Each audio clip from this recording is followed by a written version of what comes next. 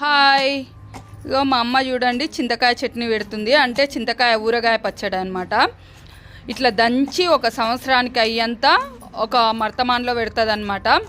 మాకెప్పుడు అన్న కూరగాయలు వండుకోకపోయినా ఏదైనా తినాలి అనిపించకపోయినా ఈ చింతకాయ చట్నీ వేసుకొని తింటాము.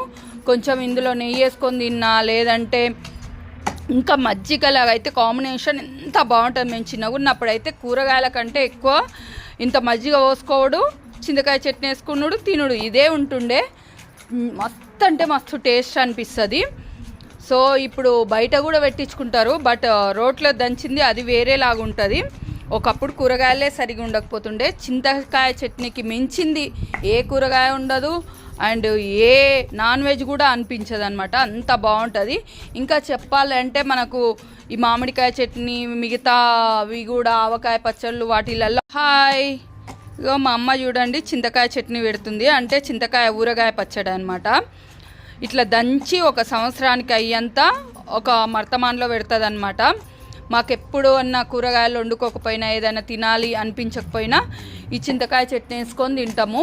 కొంచెం ఇందులో నెయ్యి వేసుకొని తిన్నా, లేదంటే ఇంకా మజ్జిగలాగా అయితే కాంబినేషన్ ఎంత బాగుంటుంది. మేము చిన్నగా ఉన్నప్పుడైతే కూరగాయల కంటే ఎక్కువ ఇంత మజ్జిగ పోసుకోవడు, చింతకాయ చట్నీ వేసుకున్నాడు, తినుడు ఇదే ఉంటుండే. మస్తు అంటే మస్తు టేస్ట్ అనిపిస్తుంది. సో ఇప్పుడు బయట కూడా పెట్టించుకుంటారు, బట్ రోట్లో దంచింది అది వేరేలాగా ఉంటుంది.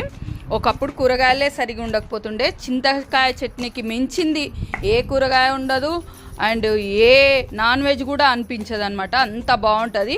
ఇంకా చెప్పాలంటే మనకు ఈ మామిడికాయ చట్నీ, మిగతా అవి కూడా ఆవకాయ పచ్చళ్ళు వాటిలల్లో ఆయిల్ అనే ఉంటుంది, హెల్త్కి కొంచెం పాడవుతుంది. కానీ ఇదైతే చింతకాయ చట్నీ రోట్లో దంచుతాం, మళ్ళీ ఇందులో ఎలాంటివి కూడా ఆయిల్ ఉండదు, హెల్త్కి కూడా చాలా చాలా మంచిది అనమాట. విటమిన్స్ ఉంటాయి. సో మీరు కూడా చింతకాయ చట్నీ పెట్టుకోండి, తినండి, చాలా టేస్ట్ ఉంటుంది.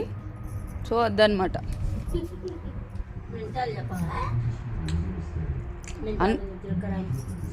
అందులో అన్నీ ఉంటాయి. మెంతాలు, జీలకర్ర, ఉప్పు, చింతకాయలు, పచ్చికాయలు అన్నీ వేసి రోట్లో వేసి దంచుతుంది. అదే చింతకాయ చట్నీ మడతమాల తీసి పెడుతుంది.